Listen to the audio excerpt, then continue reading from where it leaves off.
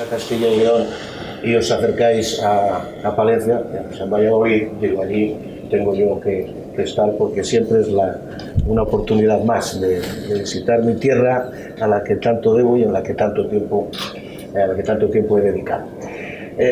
Por lo tanto, estamos en una oportunidad de ayudar a la reflexión en materia tan sensible, tan necesaria, tan inquietante por las derivas que puede coger respecto de los modelos de gestión de ese servicio público que es el agua, pero sobre todo,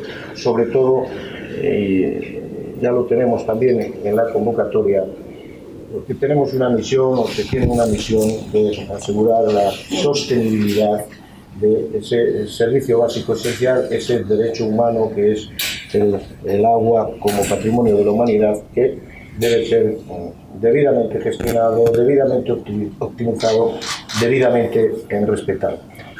Y algo aprendí ya solo con el enunciado de la conferencia, y ellos lo van a desarrollar. He aprendido la palabra resiliencia. Nada más sentarme, lo primero que me preguntó Nacho Foces, el subdirector de Norte, que luego moderará otra mesa, dice: esa palabra no me digas que la conocías. Digo, no la conocía. Y le he encontrado no menos de 10 acepciones, con lo cual la palabra está bien buscada. Aparte de mostrar la inmensa riqueza del castellano, resulta que explicar si las ciudades...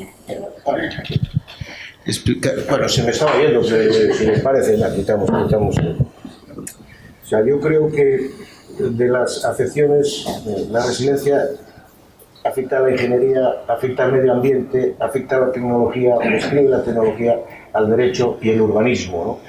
Y yo creo que, en fin, es la palabra adecuada para tratar de dar la respuesta que vosotros acabaréis dando. Si nuestra sociedad, si nuestras ciudades, si nuestra forma de vida garantizan la recuperación, garantizan que la presión a la que sometemos a ese medio natural, a ese medio ambiente, a esa ecología, a ese suministro del agua como servicio básico, lo estamos tratando de tal manera que queda acreditada su resiliencia, es decir, su capacidad de recuperación, porque yo creo que todo eso se reduce. La mala utilización de los recursos naturales que pueden conllevar a su esquilmación, pues estarían sentando las bases de unas pésimas condiciones de vida para las generaciones de futuro. Bien, quienes van a hablar de estas materias y de las que estimen oportuno, pues son Carlos Mario Gómez y Gonzalo de la Cámara. Ellos tienen currículums amplísimos, son gente formada, son gente preparada y que al mismo tiempo dedican una parte de su tiempo a prestar este servicio. Es decir, yo creo en demasiadas ocasiones, veo por allí a Zenón Jiménez Redruejo, digo, tanta sabiduría que tenéis acumulada, tanta formación académica que habéis acopiado, compartirla. Lo necesitamos, ¿no? Lo necesitamos. Y yo creo que tanto Carlos Mario como Gonzalo pues son de las personas que comparten su conocimiento en esta materia, que tienen acreditada su solvencia, su experiencia académica, su experiencia universitaria, su experiencia investigadora, son requeridos para asesorar a instituciones de la máxima relevancia y de la máxima importancia, y por lo tanto creo que con ellos tenemos una tarea de aprendizaje que vamos a aprovechar y que posteriormente además pues se someterán gustosísimos, me imagino, a que les puedan vosotros trasladar cualquier tipo de pregunta. Por lo tanto, Carlos Mario, cuando quieras. Necesitan agua, como la agricultura mediterránea, como la producción de energía, como los procesos de urbanización, como todas las actividades industriales, sino como estar preparados para una situación en la que no sabemos los recursos que tendremos y en las que además de lo que sí estamos seguros es de que los fenómenos extremos asociados con el agua, como las sequías, las inundaciones, los deslizamientos de tierra, las olas de calor, serán fenómenos cada vez más frecuentes y cada vez más severos. Es decir, estamos cada vez más expuestos a riesgos crecientes.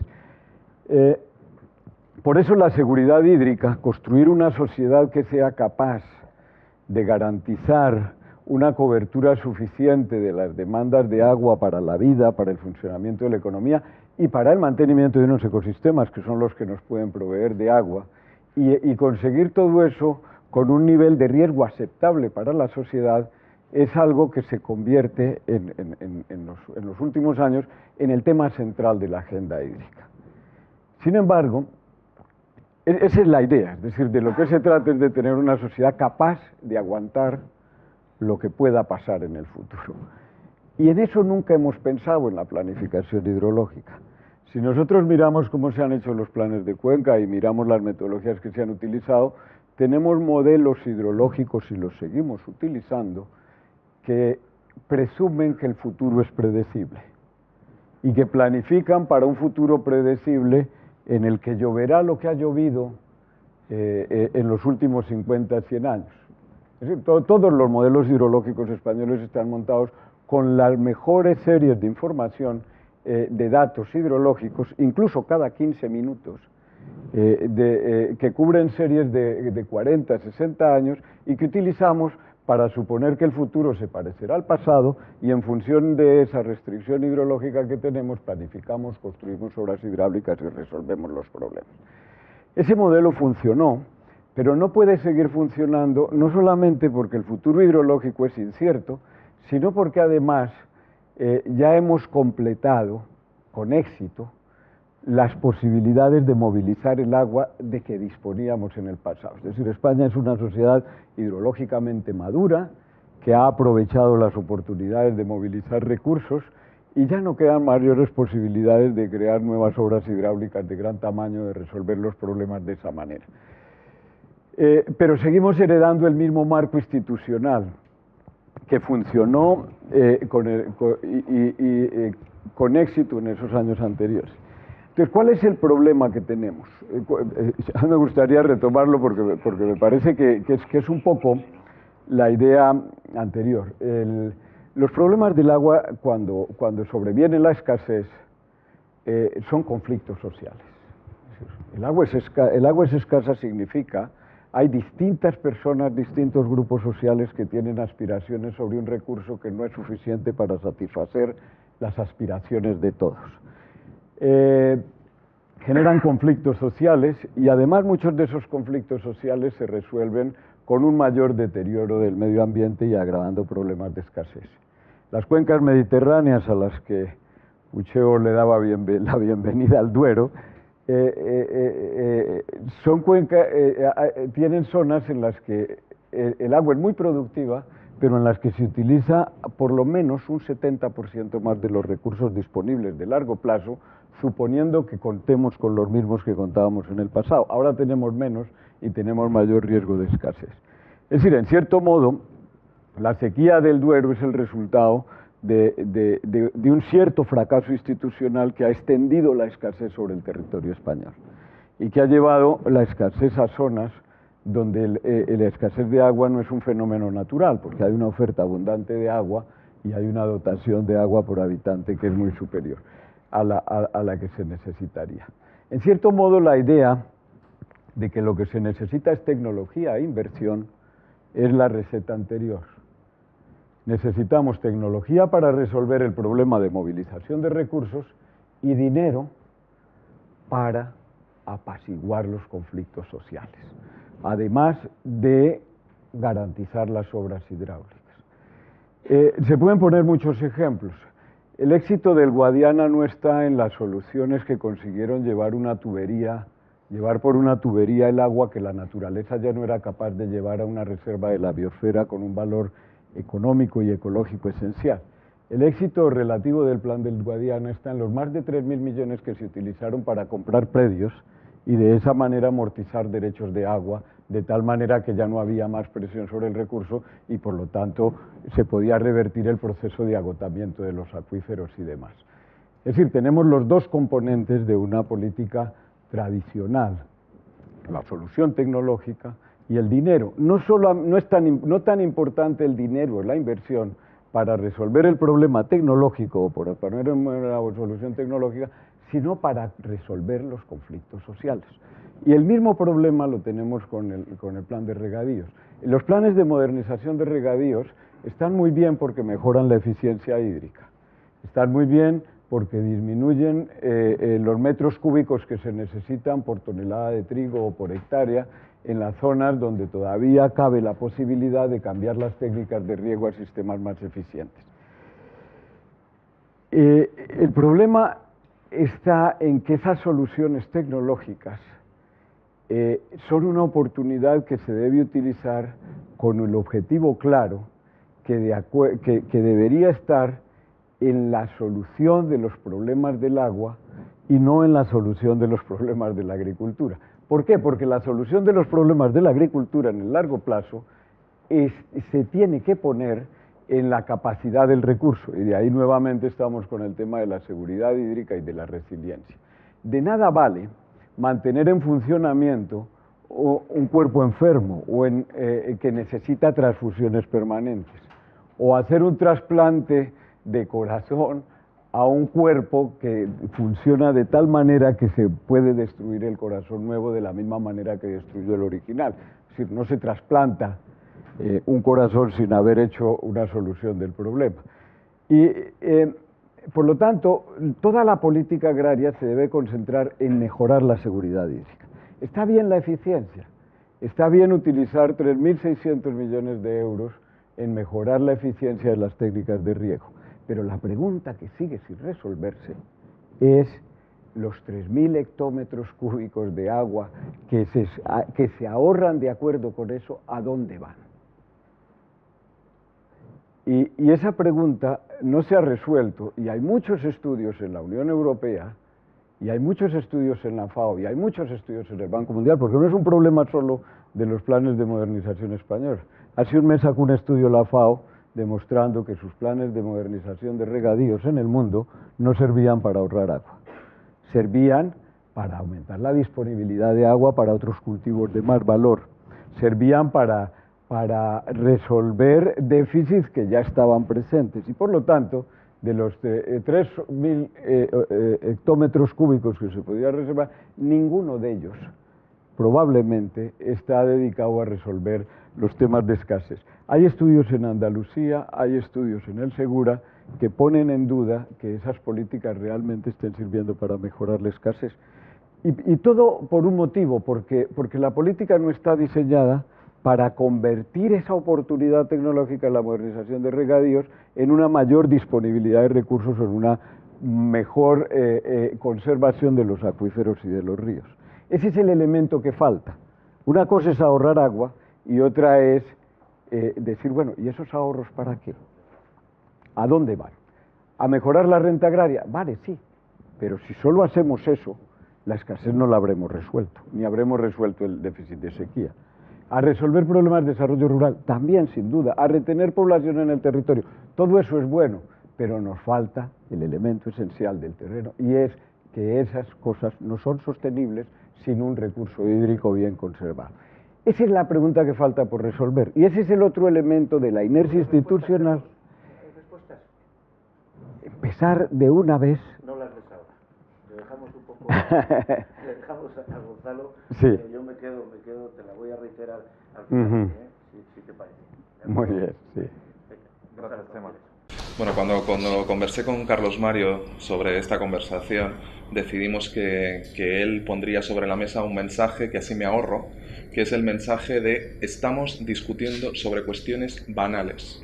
La discusión sobre el agua en este momento es una discusión a la que por un lado le hemos bajado el perfil y en la que por otro estamos rehuyendo los grandes desafíos a los que no necesito referirme porque el relato de Carlos Mario ha sido suficientemente amplio y brillante como para que se entienda exactamente de qué deberíamos estar hablando.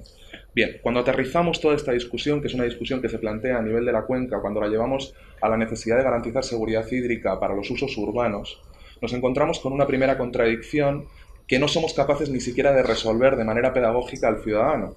Cuando al ciudadano le hablamos de agua, el ciudadano normalmente lo que percibe es que le estamos hablando de lo que ocurre entre su grifo y su retrete, ¿sí?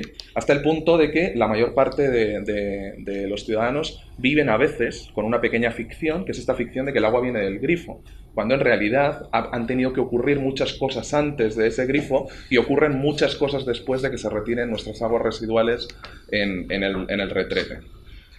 ¿Qué quiero decir cuando digo que estamos enredados en cuestiones banales? La discusión sobre el ciclo urbano del agua es crucial por una razón fundamental. Y la razón no es porque esté suponiendo una parte muy importante del consumo de agua de un país.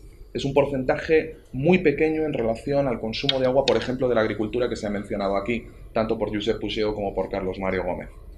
Cuando nos centramos en el consumo de agua a nivel urbano es porque dentro de los consumos urbanos hay un consumo fundamental que tiene que ver con garantizar un bien vital, una necesidad vital, que afecta a todos los ciudadanos. Por tanto, tenemos a todos los ciudadanos afectados por una parte mínima del consumo de agua que afecta a todo el país. Y garantizar esa seguridad nos lleva permanentemente a enredarnos en discusiones de segundo nivel, de carácter instrumental, en la que en muchas ocasiones lo que estamos haciendo simplemente es mirar hacia el pasado, incurrir en uno de los defectos que señalaba ahora Carlos Mario, es decir, repetir esquemas para enfrentarnos a desafíos que ya son diferentes y que lo van a ser mucho más. Si trasladásemos algunos de los desafíos que ha planteado Carlos Mario a la cuestión urbana, nos encontraríamos con que, por ejemplo, cuando Carlos Mario decía los ejercicios de planificación hidrológica no están enfrentando los desafíos fundamentales, estamos en otro contexto, deberíamos ser capaces de refinar esos ejercicios de planificación para optimizar la gestión, para hacerla mucho más eficaz, mucho más equitativa, mucho más sostenible. Y evitar este tipo de paradojas que se señalaban. ¿Cómo puede ser que se ahorre agua en parcela al sustituir riego gravitacional por riego por goteo y sin embargo no se produzcan ahorros de agua en términos agregados en toda la cuenca?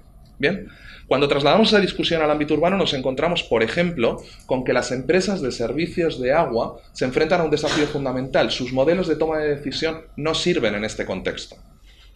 Pretender que un análisis tradicional coste-beneficio te permite tomar decisiones sobre cómo prestar de manera óptima los servicios de abastecimiento, saneamiento y depuración de aguas residuales en un contexto en el que la característica fundamental es la incertidumbre es absolutamente ingenuo, ¿sí? Necesitamos avanzar hacia otro tipo de modelos de toma de decisión.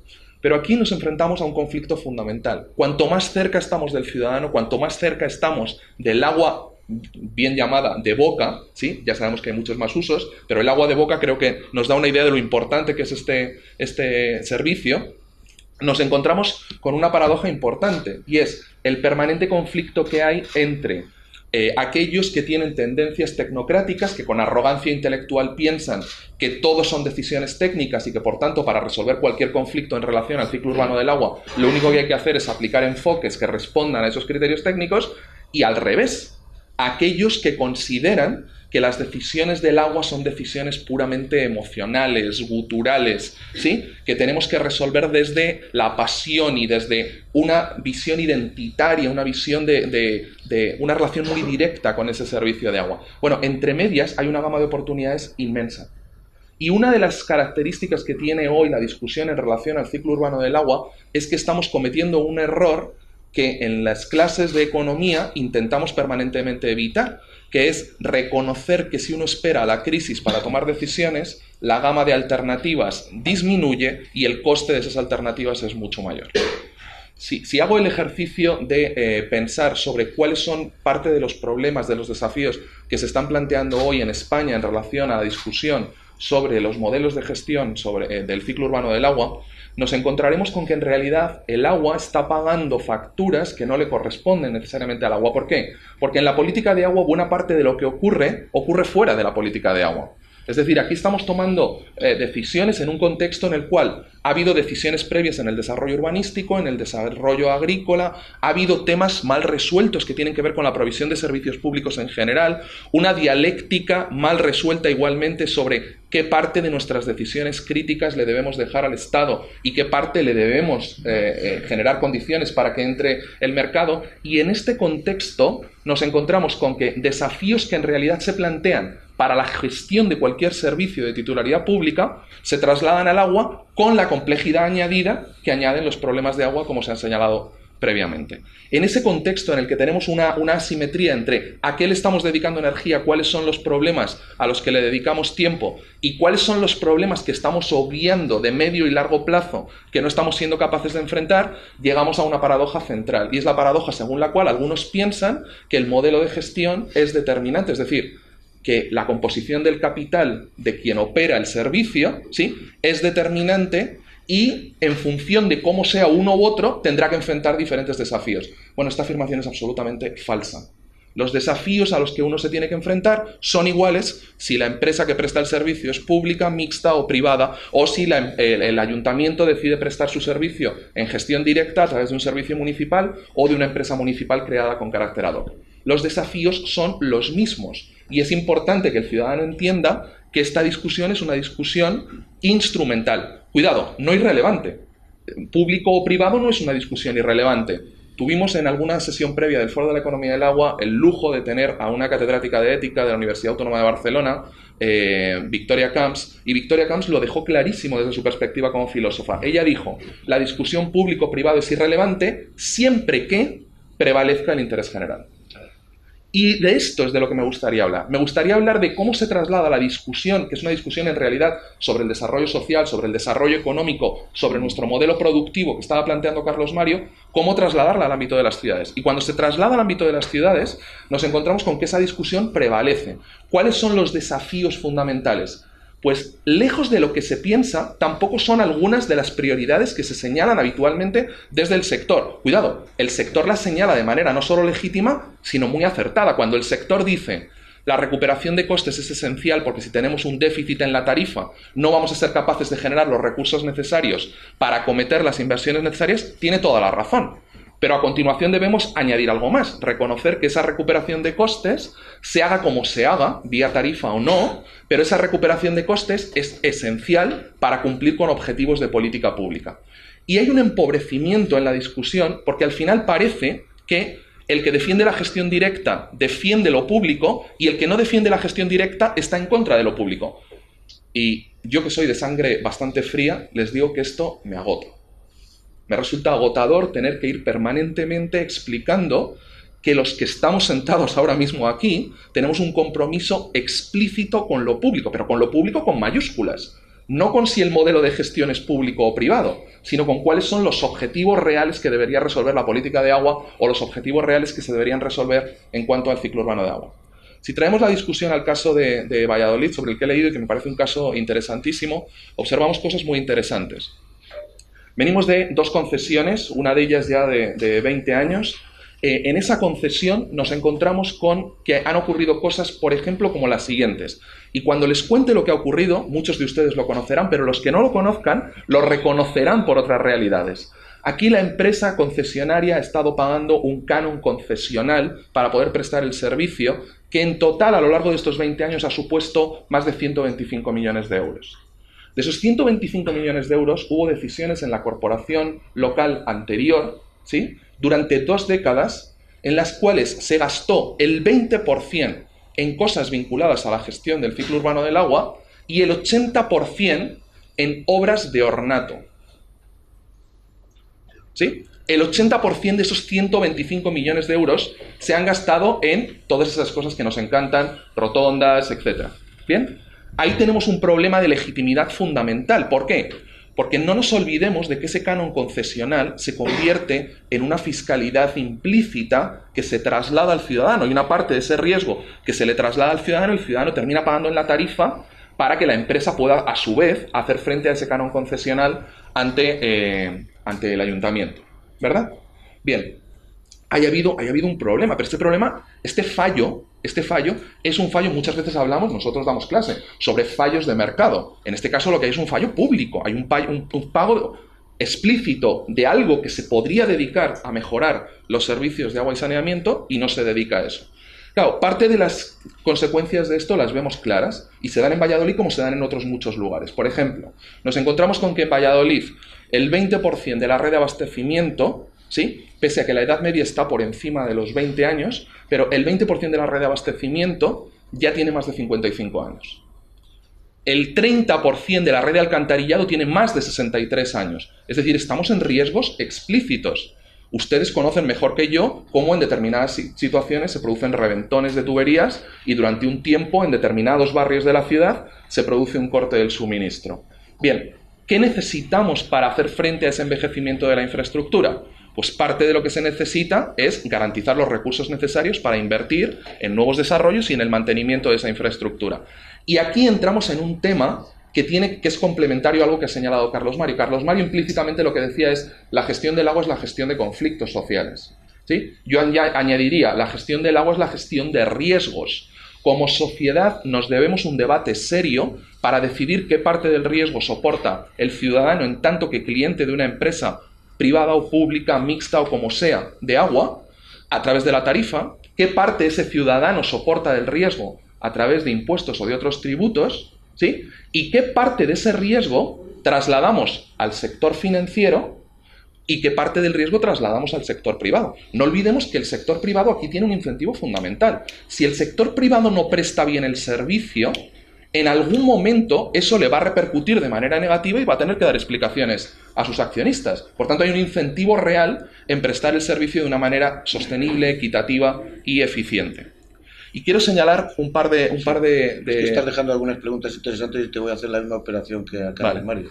Yo creo que no se nos olvide qué parte de decisión dejamos al mercado. Es decir, porque yo creo que dices, te fatiga el debate de titularidad pública. No, aquí estamos hablando de titularidad pública, estamos en modelos de gestión, pero has ido avanzando ya también en la capacidad de decisión. Y yo digo, ¿qué parte de capacidad de decisión estratégica dejamos al sector privado sobre el uso adecuado del agua? Y esto es muy importante. Estamos hablando de un servicio en España, y en la mayor parte de los países del mundo, estamos hablando de un servicio que se refiere a un bien de dominio público, esto es una categoría jurídica, que además es un servicio público, y debe seguir siéndolo, cuyo titular, en el caso español, es el municipio, cosa que también debe ocurrir.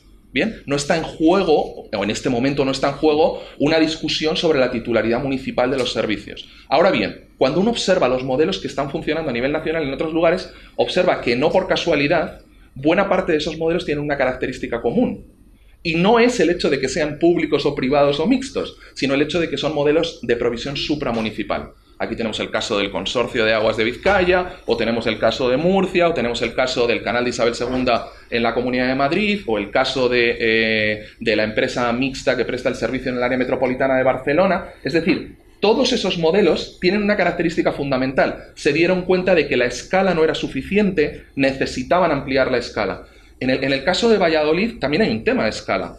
La empresa presta servicio, creo que es aproximadamente a 300.000 personas, pero hay 6 de los 15 municipios del Alfoz que también entran en la zona de servicio. Y en términos de depuración, está prestando servicios de depuración a más de 500.000 de habitantes en población equivalente. Bien, es decir, esa escala es relevante. La escala no es solo un tema espacial. Podemos conseguir, gracias a nuevas tecnologías, podemos conseguir escala vía gestión. Pero es relevante reflexionar sobre el hecho de que a nivel mundial, los casos donde funciona el servicio mejor son casos en los que se ha afrontado este tema, se ha buscado la escala óptima, que no siempre tendrá que ver con grandes dimensiones en la zona del servicio. Pero la titularidad del servicio es municipal, es decir, en las privatizaciones la responsabilidad última de la decisión de privatizar es pública. En las mal llamadas remunicipalizaciones, la responsabilidad de remunicipalizar en última instancia es pública también. Es decir, tenemos como ciudadanos la garantía de que el sector público, espero, tomará decisiones que protejan nuestro interés general. Para eso están, para eso los elegimos, y si se desvían los echamos, ¿no? Volveremos, vamos cumpliendo horarios más o menos, pero siento yo andaros mirando fijamente porque la verdad que es un placer poderos escuchar y aprender, pero también los que nos acompañan tienen algunas preguntas. Me hacen llegar una para ambos ponentes. Entre los problemas que los ciudadanos señalan en las encuestas no se encuentra casi nunca el debate en torno a la gestión del agua. Se ha convertido en un debate más político que real. Nos estamos cuestionando cosas que funcionaban bien por ideas políticas. Un minuto para cada uno. Bueno, bien, es una pregunta. Al final es hablar de política, eso lleva horas. Es la pregunta ideal para resolver en un minuto. Bueno, depende, claro, que entendemos por gestión del agua. Si entendemos este tema de titularidad pública o privada de la prestación de los servicios del agua, yo creo que el problema está en la pregunta. En realidad, resolviendo esa pregunta no resolvemos absolutamente nada fundamental sobre el agua. no resolvemos. Es tu tesis, seguimos en la superficie, ¿no? Claro, claro. No, pero los temas del agua tienen esa capacidad atávica de atraer la atención siempre en la respuesta fácil. Son tan terriblemente complejos, pero vivimos en una sociedad que, con los temas ambientales en particular, es cada vez más compleja, pero demanda respuestas simples. Y este es uno de los buenos ejemplos de respuestas simples que concentran toda la atención y que no resuelven el problema central. Yo trato de mantenerme en mi actitud, digamos, en mi papel, digamos, de economista y de universitario. Y me dice, mire, ¿usted qué le parece la privatización de la prestación de los servicios del agua o la remunicipalización? Yo lo único que puedo decir es que, mire usted, a su cuenta hay riesgo, porque todo implica riesgos. Hay muchas dudas de que el sector público sea capaz de movilizar los recursos que necesitan las estrategias de largo plazo para garantizar la seguridad hídrica sin comprometer otros servicios fundamentales, sin un coste importante para el estado del bienestar. Es dudoso también que los gobiernos tengan la capacidad de innovación para poner al servicio de la solución. No le queda grande, es que se rige por otros criterios. Y también, desde mi punto de vista, es discutible lo de que los servicios del agua no deban ser un bien privado porque que no deben generar una rentabilidad privada. Porque hasta cierto punto las empresas, cuando se hacen cargo de la prestación de estos servicios, generan un valor que el Estado no genera y por lo tanto producen sus propios beneficios y lo pueden hacer con unas cargas menores. Es un tema, es decir, el problema hay que llevarlo al terreno que toca. Es el de la sostenibilidad, la equidad y lo demás. Las conclusiones, que tendréis vuestro minuto de oro para vuestras conclusiones. ¿Cómo ves esto, Gonzalo? Estamos, como dice quien nos ha formulado la pregunta, más en un debate político que un debate ciudadano. Yo creo, como dice Carlos Mario, el formato del propio... La pregunta hay que impugnarla en sí misma. El formato del debate, un formato dicotómico, un formato referendo, en el cual es o público o privado, cuando en realidad, ni siquiera aplicando juicios de valor, deberíamos negar la evidencia. La evidencia dice que la prestación del servicio, en tanto que el servicio es de titularidad pública, siempre exige acuerdos entre lo público y lo privado. Incluso en casos en los que se ha producido la reversión a la gestión directa y se ha producido remunicipalizaciones, la empresa municipal que presta el servicio termina teniendo una parte muy importante de su gestión descentralizada hacia un privado, al que le tiene que comprar los reactivos, el software, resolver sus problemas de suministro energético, comprarle modelos de gestión. Es decir, se dan situaciones tan paradójicas como esta. En la práctica, por lo tanto, lo que debemos reconocer es: si queremos avanzar, necesitamos no solo que cada palo aguante su sombrajo, como dice Carlos Mario, sino que cada parte, cada actor social sea capaz de contribuir con lo que mejor sabe hacer. Hemos cometido muchos errores. Estamos ahora en un exceso de remunicipalización que en realidad es una respuesta a un exceso privatizador que se produjo en el consenso de Washington en la década de 90 y 2000.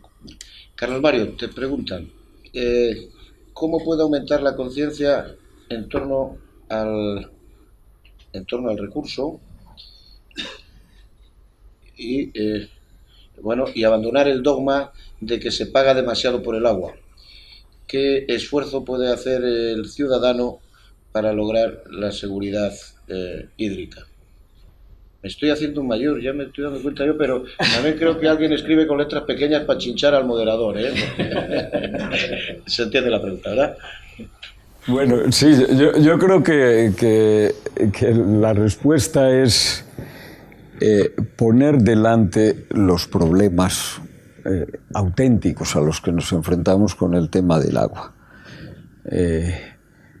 Yo no creo que paguemos demasiado por el agua, pero tampoco creo que la solución sea pagar más.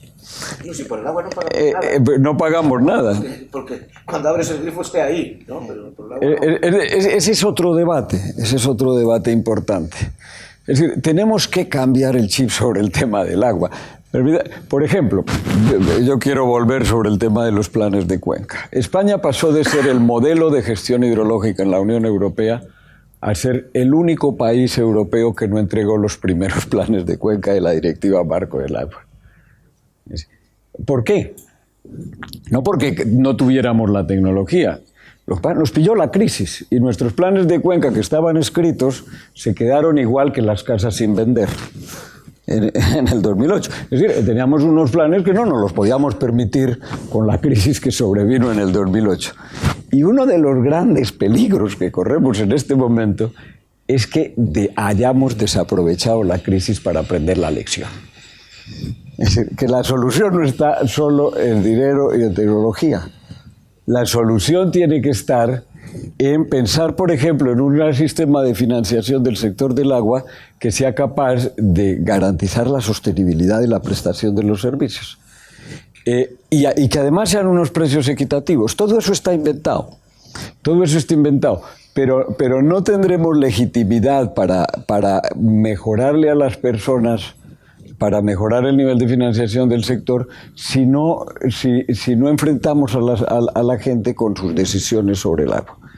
Si no le enfrentamos con los problemas. Sostenibilidad. Es decir, hay que sacar a la luz los problemas. No hay que perder la oportunidad de una sequía en el Duero para que la sociedad sea capaz de resolver los problemas y asuma la parte de responsabilidad que le toque en la solución de los problemas. El dinero público no se debe gastar solamente en financiar las cosas que las personas no están dispuestas a hacer. Gonzalo, te preguntan, ¿en qué medida podría ayudar una Agencia Mundial del Agua a la solución de los problemas actuales de seguridad hídrica? ¿Cómo podrían coordinarse los esfuerzos de los organismos internacionales ya existentes? Otra pregunta sencilla para un minuto. Otro minuto. Yo creo que hay un dato que la gente debería conocer. En el sistema de Naciones Unidas hay 38 organismos y 3 paneles de alto nivel con un mandato explícito sobre el agua. ¿Sí? Yo puedo ser políticamente incorrecto y decir que no necesitamos una agencia del agua porque ya tenemos 38 organismos y 3 paneles de alto nivel con un mandato explícito sobre el agua. Y es que en realidad pienso así. Creo que ahí no está el desafío fundamental. Es decir, en el caso del cambio climático, el panel intergubernamental contra el cambio climático ha conseguido congregar a la comunidad científica, generar una evidencia que básicamente hemos sido capaces de adoptar todos, excepto el presidente de los Estados Unidos. Y en el caso del agua, probablemente un panel intergubernamental podría ser necesario. Pero esto está, yo creo, muy lejos de las prioridades y muy lejos de los problemas que afectan directamente al ciudadano. De manera que yo no lo veo como una prioridad en sentido alguno.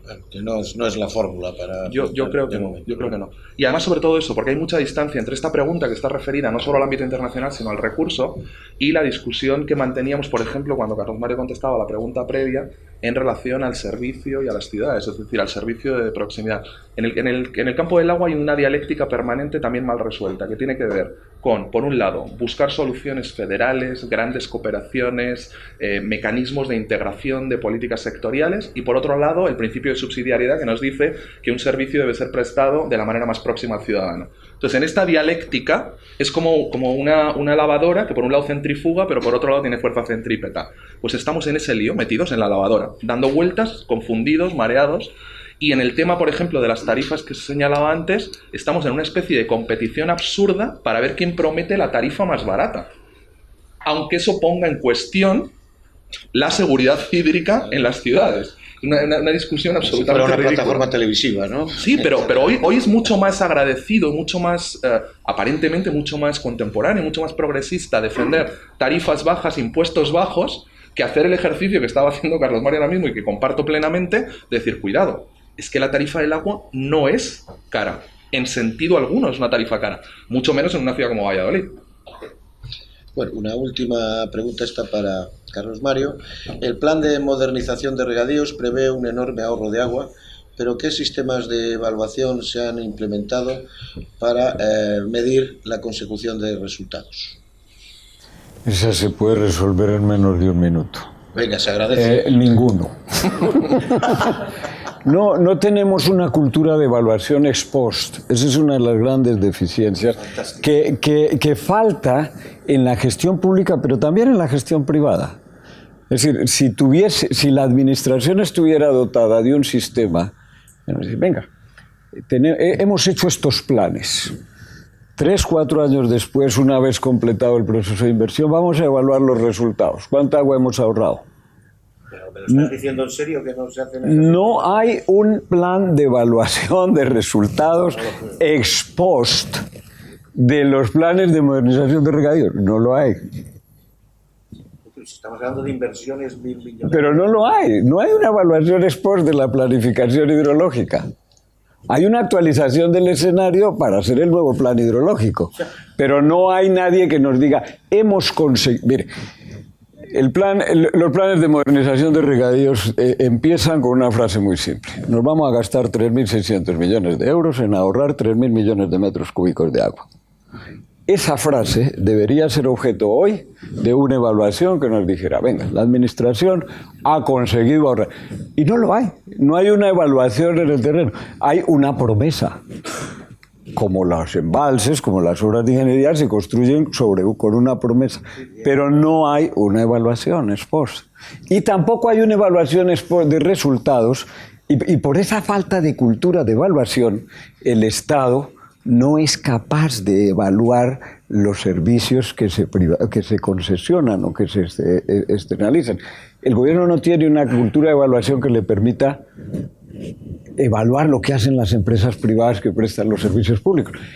Desafortunadamente, el tema no está en la titularidad pública o privada, sino en la falta de competencia del Estado de controlar a los agentes privados cuando les delega la gestión de la prestación de un servicio. Me sigue, o sea, inversiones millonarias que a su vez condicionan inversiones de futuro sobre planes cuya eficiencia, cuya eficacia no ha sido chequeado por quien ha puesto el dinero y quien tiene la tarea de vigilancia, de control, de seguimiento y de impulso, que es la administración. De verdad, no. Pero Chema, eso Pero y en el ámbito de la ciudad, decisiones sobre periodos concesionales de décadas sobre los cuales no responde la corporación local que toma esa decisión. O sea, ahora se toman decisiones sobre modelo de gestión, se abren periodos concesionales en el caso en el que haya descentralización del servicio. Periodos concesionales de 20, 30, 40 años y luego nunca se evalúa. Las decisiones que se están tomando en este momento sobre cambios de titularidad no están construidas sobre la base de un análisis serio. Y no solo eso, cuando se hacen ejercicios en determinadas decisiones que tomamos sobre obra pública o sobre la actividad, la responsabilidad corporativa, a veces, en el mejor de los casos, nos ponemos exigentes con el sector privado y le exigimos que reporte, que sea transparente, que haya rendición de cuentas. ¿Por qué no hacemos ese mismo ejercicio cuando se toma una decisión en el sentido contrario? Pero que todo eso habría sido muy fácil. Es que fíjate que yo respeto la capacidad de iniciativa y de autonomía de los gobiernos para que tomen sus decisiones políticas claro, y las planifiquen y luego veríamos. Pero al mismo tiempo que respeto eso, yo creo que es una tarea elemental hacer la evaluación de los objetivos tangibles y medibles en una materia, en todas con carácter general, pero en una materia como esta, ¿no? Pero también es una falta de empoderamiento de la sociedad. A nadie le debe sorprender que los políticos sean mejores en la promesa que en la evaluación del resultado. Pero la sociedad lo debe reclamar. ¿Qué ingrediente faltaba, por poner el ejemplo del plan de modernización de regadíos que se ha mencionado varias veces? Pues mire usted, si yo a usted le modernizo el regadío y calculo que aquí nos vamos a ahorrar 3.000 metros cúbicos de agua, pues se los quito de su concesión. Pero si yo le modernizo el regadío y le dejo la concesión en lo mismo que tenía, el agricultor lo va a usar. Porque si no lo pierde. Entonces, primero, falta una planificación realmente diseñada para el propósito final. Y segundo, falta una evaluación ex post. La evaluación ex post la tiene que exigir la sociedad. No la hace la administración per se. Porque es una fuente de conflictos. Es el control social el que falta pero aquí. Es que en esta materia tan concreta, plan de modernización de regadíos, tantos miles de hectáreas, tanto ahorro de agua, tanta inversión, tantas cuotas repercutidas a los agricultores, tantas subidas de tarifas, etcétera y tal, en 5 años... se sabe, la administración sabe perfectamente si ese objetivo se ha cumplido. Debería. Bueno, que al final... Me sale el ramalazo a mí. 2 segundos, 2 segundos para una anécdota que me parece muy elocuente en relación a este tema de la responsabilidad que tenemos los ciudadanos en dar un paso adelante, informarnos, reclamar mejores explicaciones, mejores relatos, mejores evaluaciones. Coincidí en Rabat en una de las reuniones anuales de la Iniciativa de Gobernanza de Agua de la OCDE, con el responsable de una encuesta que se hace en el sector de agua potable y saneamiento durante los últimos 20 años.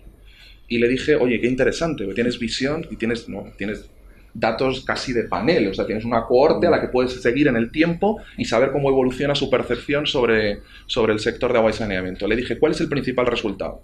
Y me dijo un resultado que resultará muy familiar en la sala. El agua es muy cara. Y le digo, oye, ¿y el segundo resultado de la encuesta cuál era? Que la gente no sabe ni cuánto paga ni cuánto consume. Esto es literal. Y si la encuesta la hiciésemos... Aquí está Fernando Morcillo de AES, seguro que no me desmentirá.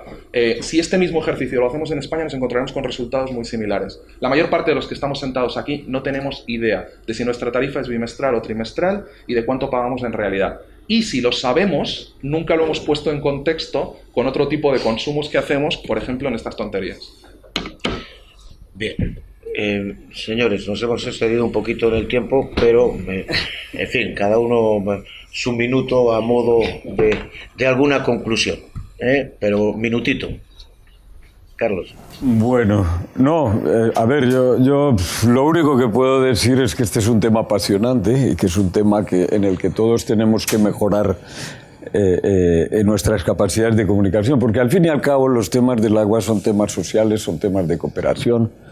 La única forma de resolver los conflictos del agua es a través de alianzas y a través de asumir la responsabilidad y de fijar objetivos en el largo plazo y fijarnos en lo que importa. El tema de la seguridad hídrica es el tema esencial y lo será en los próximos años. Y tratar de evitar distracciones. Eso queda registrado. Queda registrado. Gonzalo. Yo creo que hay una parte de la ecuación que aparentemente parece difícil de resolver y es cómo alineamos los intereses individuales legítimos del ciudadano, de las empresas, de los municipios, de la academia, de cualquiera que participe en la discusión, con objetivos que nos debemos como sociedad en términos colectivos y que tienen mucho que ver con los grandes desafíos que se están discutiendo aquí esta mañana. Alinear esos intereses individuales, estos objetivos sociales, en gran medida, y esto nos cuenta la experiencia europea, que yo creo que es una gran bendición pertenecer a Europa, básicamente tiene que ver con mejor regulación. Y mejor regulación no quiero que se me malinterprete. No estoy hablando ni del vehículo de regulación. Yo no estoy defendiendo la existencia de un regulador único. No lo tengo claro. Tenemos 2.500 operadores, tenemos más de 8.100 municipios. Es un sistema muy complejo, muy fragmentado. Probablemente necesitamos nuevos mecanismos de regulación, pero lo que sí estamos necesitando son principios de regulación que nos permitan avanzar en este sentido. ¿Cómo nos muestra, por ejemplo, alguna experiencia muy interesante en la cual en Inglaterra y Gales, con un sector absolutamente privatizado, es decir, muy distante a la realidad española, absolutamente privatizado, el regulador se encarga de que prevalezcan los objetivos de política pública y el interés general? Este ejercicio, la necesidad de reivindicar la regulación en defensa del interés general, me parece un discurso importante. Extraordinario. Señores, pues un placer y un honor haber compartido este rato con ustedes.